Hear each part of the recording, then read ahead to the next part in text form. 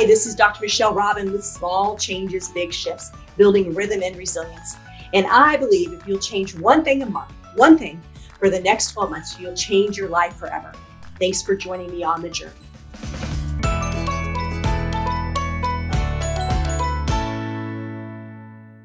Well, hey, welcome to Small Changes, Big Shifts. I'm coming to you on a off day. We're actually here on Fantastic Friday.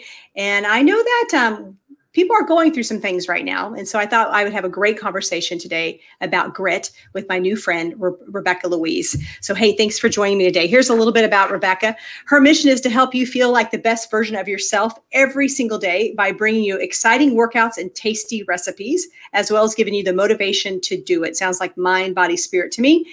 Like a lot of people, it has taken her a while to be comfortable in her own skin.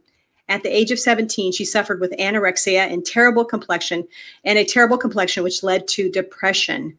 We're going to be talking today about her new book, It Takes Grit. I actually have a hard copy right here in my hands. And hey, I'm going to give it away to one of our listeners today because it's fabulous. I think you'll really enjoy it. So you're going to want to comment in this section today, and we'll be giving this book away. So Rebecca, welcome. Rebecca Louise, welcome to Small Changes, Big Shifts. Thank you so much for having me. I'm delighted to be here.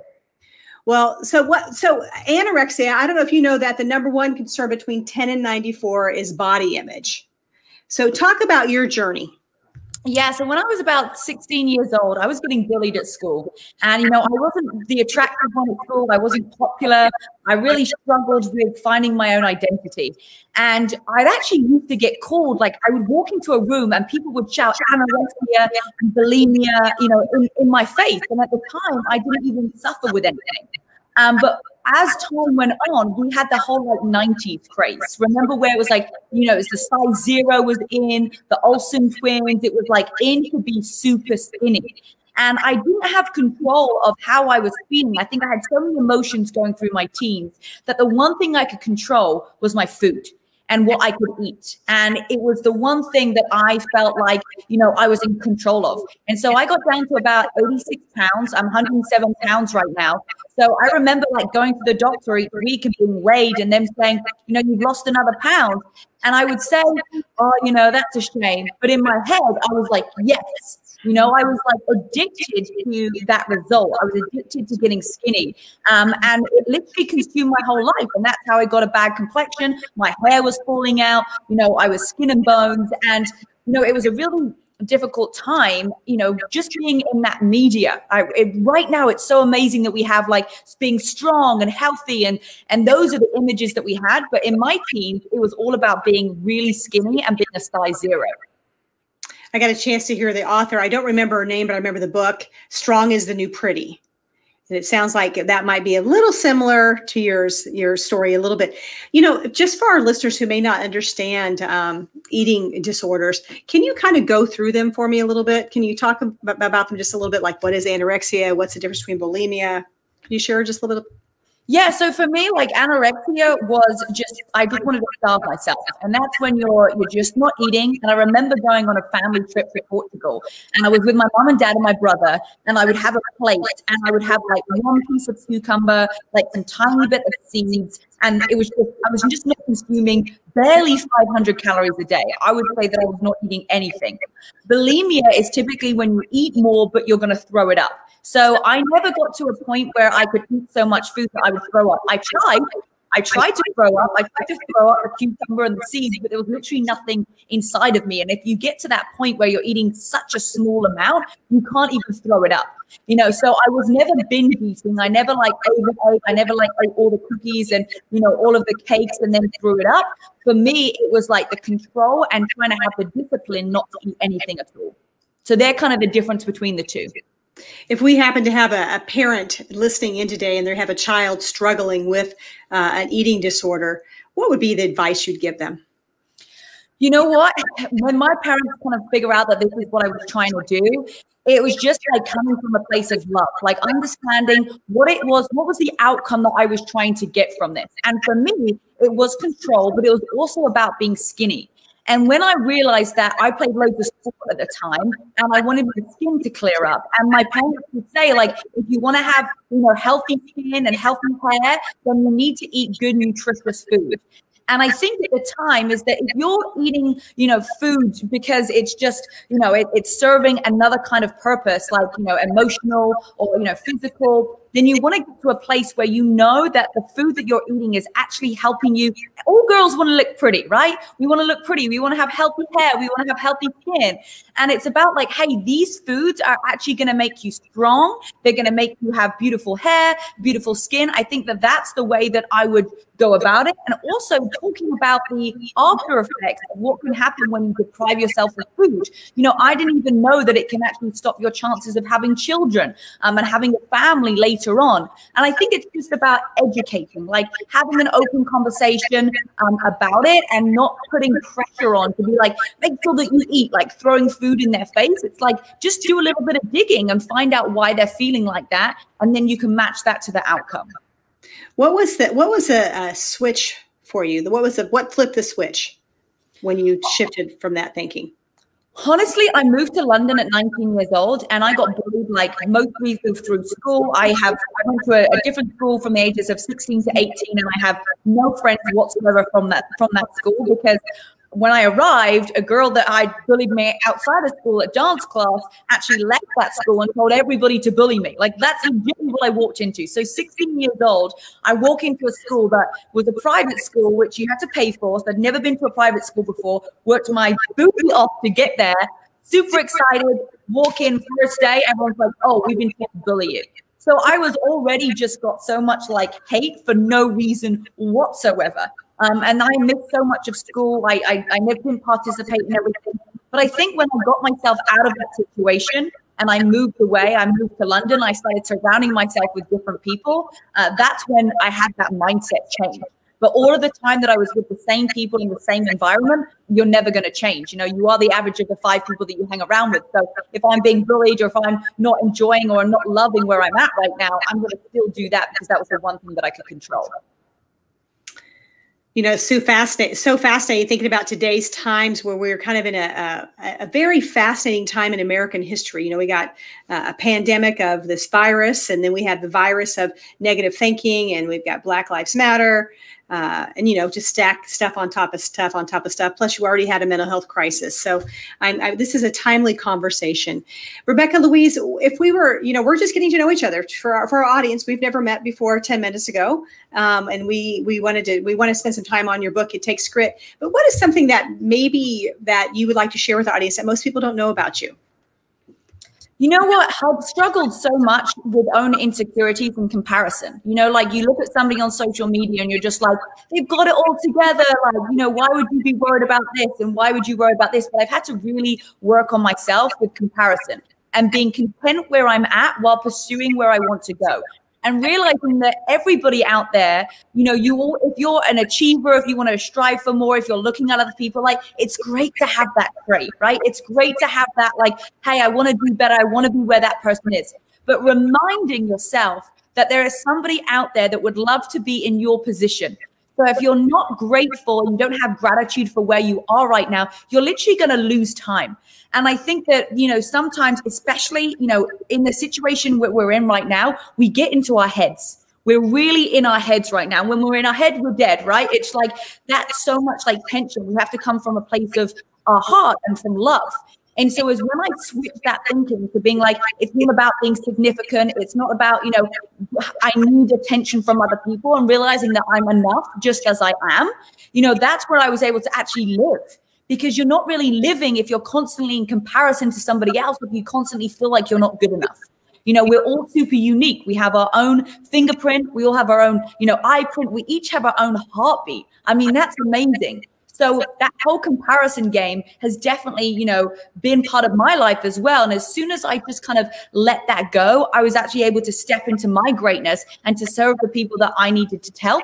And I think that a lot of people right now, because we're inside or we've got so much consuming of technology, there's a lot of comparison going on. And I think that's just something to say, like, it's normal. Everybody has comparison, but just to live the life that you're living, because somebody is wishing that they were in your spot right now.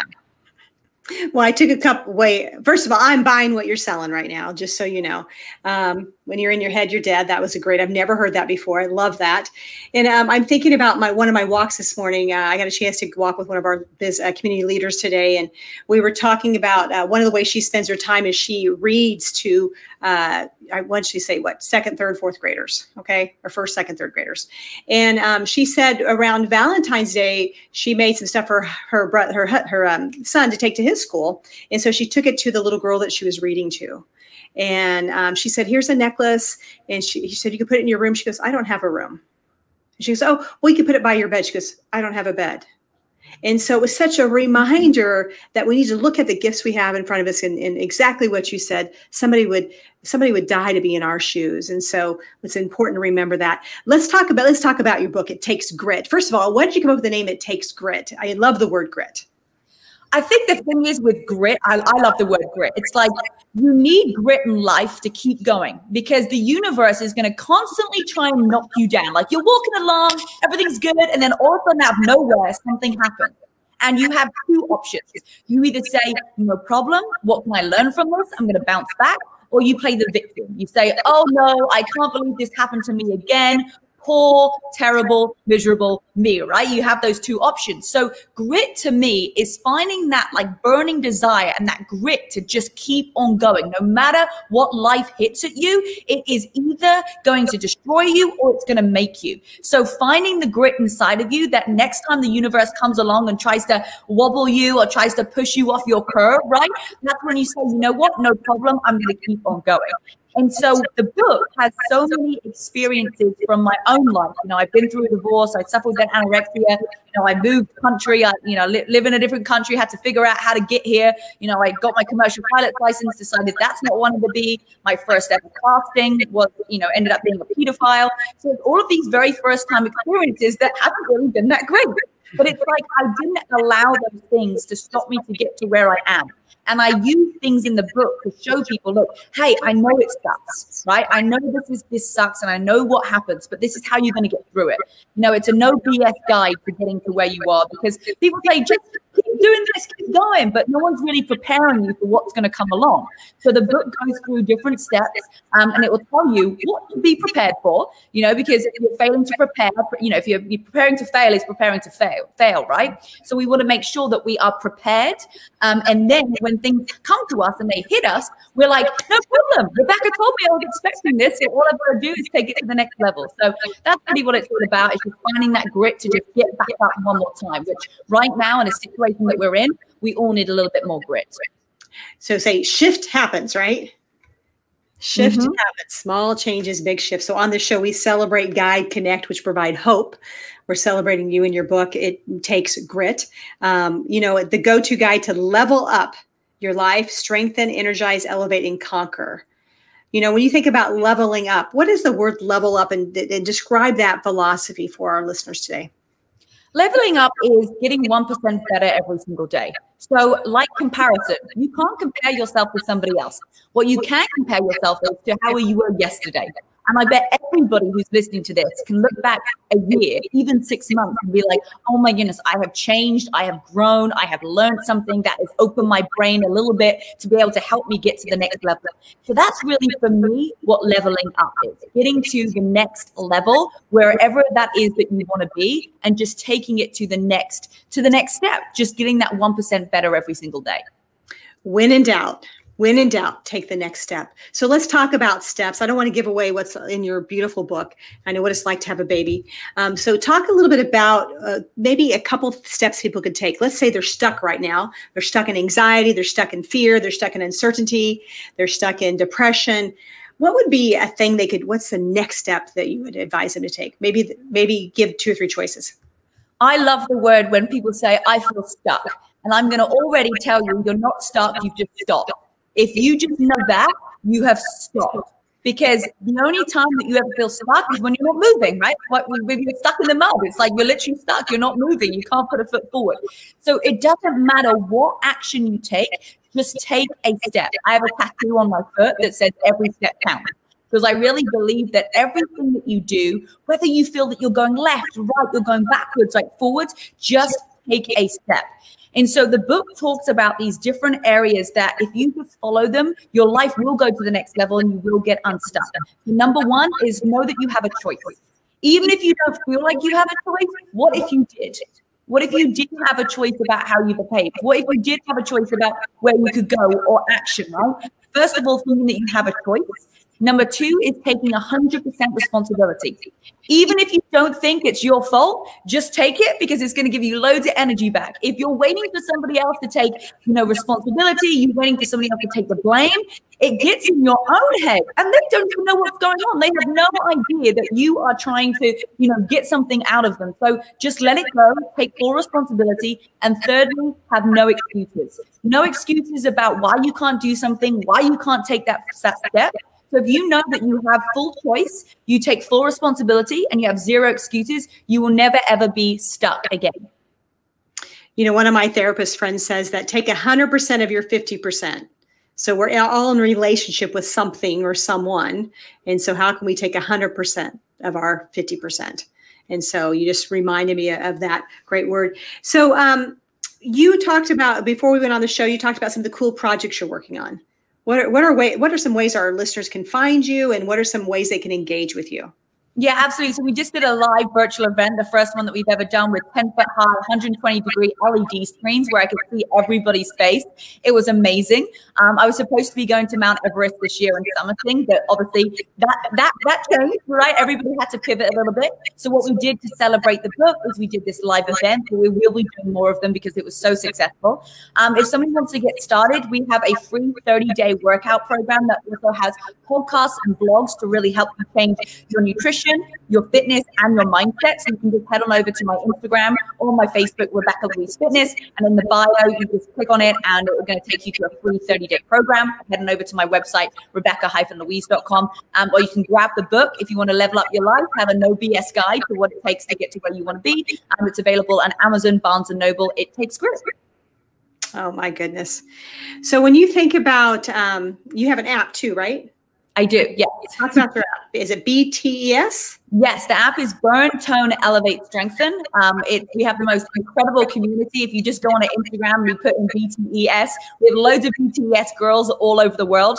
It's a workout app. It's going to give you daily workouts, customized nutrition plan, whole mindset section as well. And you can get points for doing daily activity and spend it in our store. So it makes it exciting to actually burn calories and eat healthy. Well, I really love the approach of looking at how you're fueling your body, how you're moving your body, and how you're thinking in your mind body. And so I really appreciate that. I do want to give a disclaimer. Someone asked me this week, which is real great. She said, do you endorse all your guests? And, this is not an endorsement. This is an education, and just encouraging you to find people that inspire you to be the best version of yourself. And once again, this Rebecca, I'm going to call you a kid because you feel like a kid to me, she's speaking some really big truths that I've heard through the years and the things that I've had to do to level up my life as well. My specialty is probably mindset. And so I love that, I don't think you can get anywhere without getting your mind right, because most of us know that we should eat the type of foods we should eat more live food. We know that we need to be moving, yet we're not doing it. And part of the reason we don't do it is because we don't have the right mindset and we don't take responsibility for our own well-being. So I have a couple questions that I love to ask my guests. And the first one is, what's your medicine? Have you found your medicine, that what you're here to do on planet Earth, your calling, your medicine? I think it's changing people's mindset and getting them to believe that they can. I literally think that anything is possible. If somebody else has done it, someone who's successful has done it, you can do it as well, as long as you follow the game plan. And so I think my thing is I like to light a fire up people's butts. That's literally, that's what people tell me, my clients say, is they say they feel energized, they feel excited, they feel like they can. And I really feel like that is my calling, is to light a little fire underneath your booty to get you to move, to get you to eat healthy, or just to get you to believe that what you want to do, you can.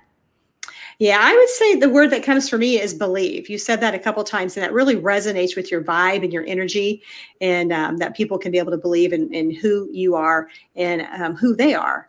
So a couple of questions. If you had a magic wand, what would you do?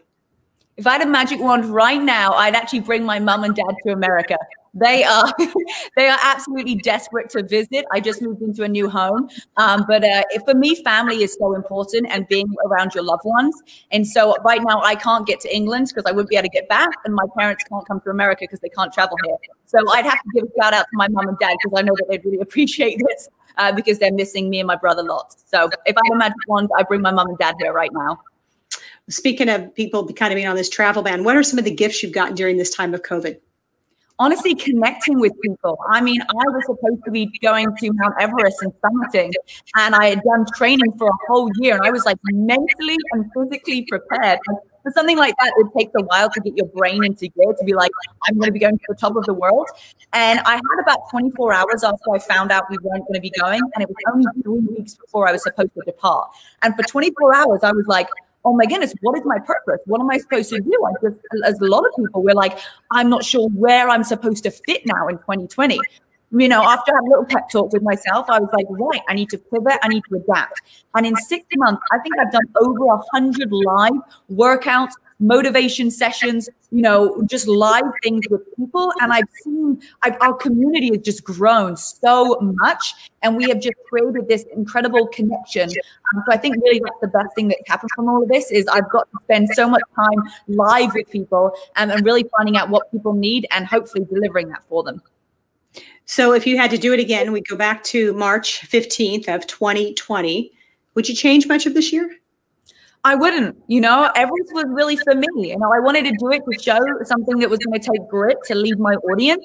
But I feel like, you know, I was there for my audience in another way, in a more passionate way, and in a more compassionate way as well.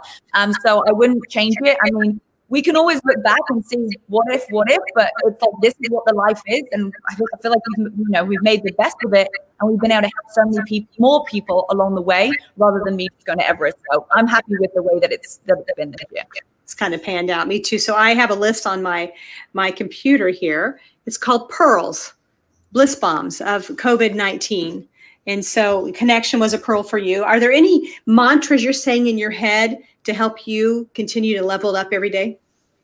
One of the biggest things that I learned from my mentor was don't take advice from someone you wouldn't trade places with. So a lot of times you have friends or you have family that say, don't do this, you know, don't eat healthy, you don't need to do this, why are you working out?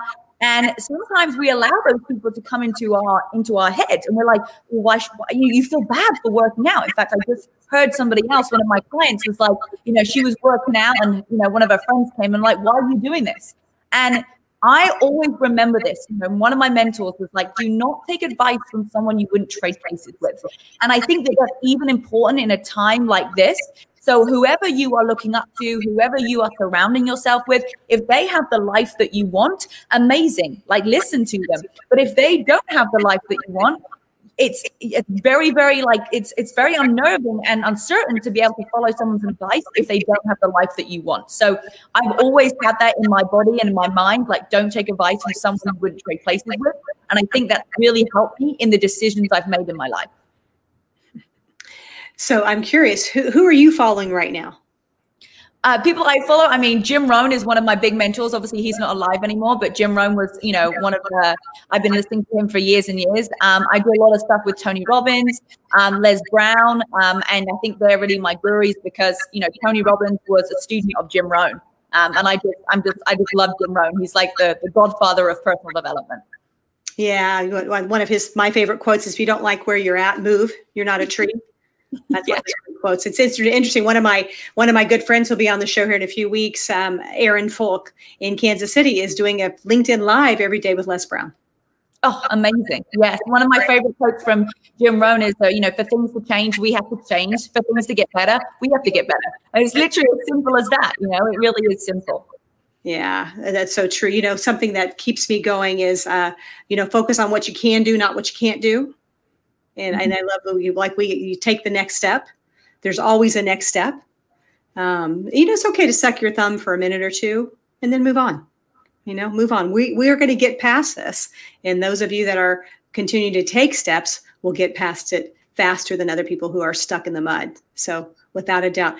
Well, speaking of quotes, I love to close our show with a quote. So once again, I want to remind you all, you can go buy Rebecca Louise's book, right here at Rebecca-Louise.com, pages/book. I'd encourage you to do that, as well as go to her app at Rebecca-Louise.com. You can find it, and it's a B.T.E.S, or you can go to Instagram, which I have to tell you, I'm on Instagram, but about this much. That's maybe a little bit of a generational thing, but hey, I'm going to continue to take the next step and get better at it every time. So go pick up her products. Tune into her podcast. She's doing a lot of wonderful things. And the way we're going to get through this time, the way you're going to get through this time is it's what you're putting into your mind, what you're putting into your body, and get out there and create some motion, because motion is lotion. And you don't want to be having a lot of physical illnesses like people are seeing because they're sitting around too much, tuning in too much to Netflix and things like that. So Rebecca, as I close the show, first of all, thank you so much for your energy you brought to the show today. Thank you so much for having me. I appreciate it. And so here's what I'd like to close the show. What's a quote that you'd like to share with our audience today? Okay, I think that, let's do this one. It's actually from the book, and it's that motivation comes from action, right? So if you want to get motivated, take the step. Just like you were saying, like that first step, you're going to get unstuck. So just remember, you want to get motivated, take some action. Take some action. Well, I picked a quote especially for you today, and oddly enough, it's out of the UK, and it's about grit. Grit is sticking with your future day in and day out, not just for 1 week, not just for 1 month, but for years. It's by Angela Lee Duckworth. And I think that's what you're saying. You know, people do feel stuck. And, you know, I have acquired the life I've acquired because I just have kept moving and I've stayed consistent. You know, I want to tell you, it's Friday. You know, I'm not going to have French fries today, but sometimes on Fridays I have French fries, and sometimes I have an alcoholic beverage, not often. And there's times when you maybe do that 5 or 10%. It just can't be where you're taking care of yourself 10% and doing the other stuff 90%. It's got to be a flip that you're doing that. And it takes grit, but it's really sticking with it once again for your future, day in and day out, week after week, month after month, year after year. And all of a sudden you'll wake up and you'll go, holy sugar, the life I'm having is amazing. So Rebecca Louise, once again, it's been an honor sharing with you today. Hey, to all of you out there, I feel free to reach out to me if you have any questions, and go out and get this book. It takes grit. Level up your life. Let's get through this crazy time. It's going to require all of us to get through it, and plus get through on the other side. All right. Blessings, all of you. I sure appreciate you listening to Small Changes, Big Shifts. If you go to the website, smallchangesbigshifts.com, we'll have the show notes ready for you there. If this episode inspired you to make a small change that will lead to a big shift, please share with a friend. You can catch our episode on Apple, Google, Spotify, YouTube, and our website. And if you feel like it, please leave a rating or a comment. Be sure to subscribe so you can catch our episode next week. Blessings to you.